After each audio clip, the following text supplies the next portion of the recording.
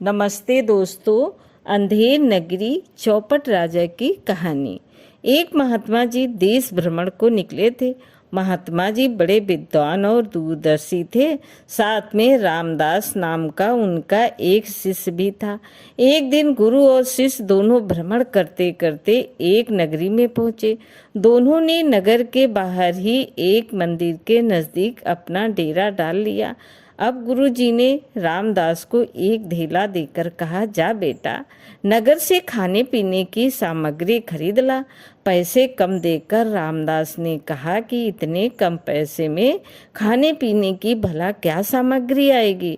लेकिन उनके पास और पैसे थे ही नहीं, सो मजबूरी थी। तब गुरुजी ने कहा, इसमें जो आ जाए वही खरीद ला। शिष्य बाजार से लौटा तो उधर से बोरा भर सामान खरीद कर लौटा। गुरुजी ने पूछा, इतने कम पैसों में इतना सामान कैसे आ गया? रामदास बोला, गुरुजी, इस नगरी का नाम अंधेर नगरी है और यहाँ के राजा का नाम चौपट है। यहाँ हर सामान एक ही भाव बिकता है, चाहे सोना हो या मिट्टी। हर दुकान पे लिखा है, टका सेर भाजी, टका सेर खाजा, अंधेर नगरी चौपट राजा। इसलिए एक ढेले में ही इतना सामान आ गया। उस रात गुरुजी ने फिर कुछ नहीं कहा। सुबह होते ही बोले, बेटा, अब जितनी जल्दी हो सके यहाँ से प्रस्थान करो, यहाँ रहना ठीक नहीं।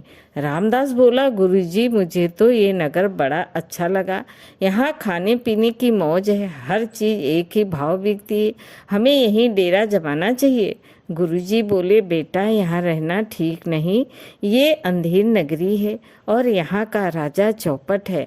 यहाँ हर चीज़ एक समान भाव से बिकती है, मतलब यहाँ सच और झूठ भी एक बराबर माना जाता होगा।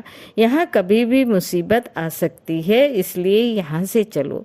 मगर शिष्य को गुरु की ये सलाह अच्छी नहीं लगी। वो बोला, गुरुजी, इससे अच्छी जगह कहाँ मिलेगी? जहाँ जो चाहे वो खाओ पियो, सब एक ही भाव में। मैं अब यहाँ से कहीं नहीं जाऊँगा। गुरुजी ने अपने शिष्य रामदास को बहुतेरा समझाया, मगर वो अंधेर नगरी को छोड़कर जाने को किसी तरह भी राजी नहीं हुआ। हार कर गुरुजी वहीं छोड़कर अपने देशाटन पर आगे बढ़ गए। गुरुजी के चले जाने के बाद शिष्य रामदास रोज दोपहर चिमटा बजाता हुआ भिक्षाटन के लिए बाजार में निकलता और भिक्षा में मिले हुए पैसों से खूब हलवा, पूरी, मिठाई और दूसरी पौष्टिक चीजें खाता। कुछ ही दिनों में वो खा खा कर खूब मोटा तगड़ा हो गया। फिर एक दिन वही हुआ जिसका अंदेशा गुरुजी ने जताकर गए थे। एक दिन किसी दुकान की दीवार गिर जाने से एक मजदूर दबकर मर गया। कोतवाल के पास खबर पहुंची तो वो तुरंत दुकान मालिक को पकड़कर राजा के सामने पेश करने के लिए ले आया। दुकान मालिक चौपट राजा से बोला, महाराज, इसमें मेरा कोई कसूर नहीं, दीवार तो राजमिस्त्री ने कमजोर बनाई थी। राजा ने तुरंत राजमिस्त्री को पकड़ बुलवाया। राजमिस्त्री हाथ जोड़कर बोला, अन्नदाता, लगता है मजदूर ने गारे में पानी ज़्यादा मिलाया था, इसलिए दीवार कमज़ोर बनी। मजदूर पकड़कर लाया गया। वो बोला, महाराज, इसमें मेरा कोई कसूर नहीं, मस्की ने पानी ज़्यादा डाल दिया होगा। मस्की पकड़कर बुलवाया गया।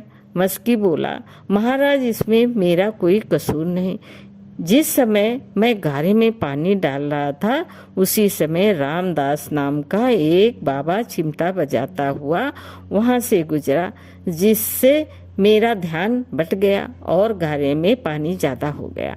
अंततः रामदास को बुलवाया गया। उस बेचारे को कोई ऐसी बात न सूझी कि जिसे कहकर अपना दोष किसी और पर डाल देता। वो अंधेर नगरी के तौर तरीके से अच्छी तरह वाकिफ न था। लिहाजा राजा ने कहा कि असली कसूरवार वही है और उसे सरेआम फांसी पर लटकाया जाने की सजा सुना दी। सिपाही पकड़कर जब उसे फांसी पर चढ़ाने ले चले तो वो रोने चिल्लाने लगा। अब उसे गुरुजी और उनकी कही बात याद आने लगी। हाय, मैंने गुरुजी का कहना नहीं माना। हाय गुरुजी, कहाँ हो, बचाओ बचाओ। देवी प्रेरणा से गुरुजी भी उस दिन रास्ता भटककर वापस अंधेर नगरी में ही आ चुके थे। उन्हें जब पता चला कि उनके शिष्य को फांसी पर चढ़ाने ले जाया जा रहा है तो बेचारे भागे भागे फांसी स्थल पर चले आए। फांसी स्थल पर राजा एक ऊंचे से मंच पर अपने मंत्री के साथ बैठा हुआ था। दूसरी ओर तमाम जनता फांसी का तमाशा देखने के लिए जुटी हुई थी। गुरुजी तुरंत दौड़कर वहां पहुंचे जहां राजा बैठा हुआ था। चिल्लाकर बोले, महाराज, इस आदमी को फांसी मत दीजिए। मैं चाहता हूँ कि उसके बदले मुझे फांसी दे दी जाए। राजा ने आश्चर्य से कहा, भला क्यों?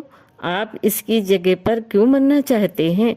गुरुजी गंभीर मुद्रा बनाकर बोले, ये गूढ़ रहस्य की बात है महाराज, आप जानकर क्या करेंगे? आप तो बस जल्दी से जल्लाद को आदेश दीजिए कि रामदास को हटाएं और मुझे फांसी चढ़ाएं। अब तो राजा की उत्सुकता और बढ़ गई। बोला, वो गूढ़ रहस्य जल्दी से मुझे बताओ, वरना तब तक न मैं रामदास को फांसी पर चढ़ने दूंगा न तुम्हें। गुरुजी ने फिर राजा को टाल मटोल करने की कोशिश की, लेकिन राजा वो गूढ़ रहस्य जानने की जिद पर अड़ गया। आखिरकार गुरुजी राजा के पास जाकर धीरे से बोले। गुरुजी बोले, महाराज, मैंने अभी अभी ज्योतिष गणना करके ये पता लगाया है कि आज इस समय की घड़ी मरने के लिए बहुत ही शुभ है। आज इस घड़ी में जो मरेगा वो सीधा स्वर्ग जाएगा। इसलिए जल्दी कीजिए, मुझे फांसी चढ़वाइए ताकि मैं सीधा स्वर्ग जा सकूं। समय बीता जा रहा है, कुछ ही मिनट शेष हैं। वाह जी वाह, राजा हाथ नचाकर बोला, इतने गूढ़ रहस्य की बात मुझसे छिपाकर चुपचाप चोरी चोरी स्वर्ग चले जाना चाहते थे। जानते हो, यहाँ का राजा मैं हूँ। स्वर्ग जाने का सबसे पहला अधिकार मेरा है, समझे? अब फांसी तुम नहीं चढ़ोगे, फांसी मैं चढ़ूंगा। इतना सुनते ही मंत्री बोला, महाराज, मैं भी आपके साथ स्वर्ग जाना चाहता हूँ, मुझे भी अपने साथ फांसी पर चढ़ने का आदेश दीजिए। ठीक है, राजा ने कहा। जल्लाद, जल्दी से एक फंदा और लगाओ, कहीं शुभ मुहूर्त बीत न जाए। आनन फानन में एक फंदा और लगाया गया। राजा और मंत्री दोनों सीधे स्वर्ग जाने की लालसा में सबके देखते देखते फांसी पर झूल गए।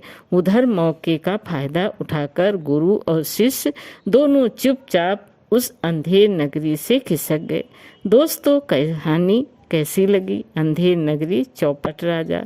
लाइक करें, सब्सक्राइब करें। धन्यवाद।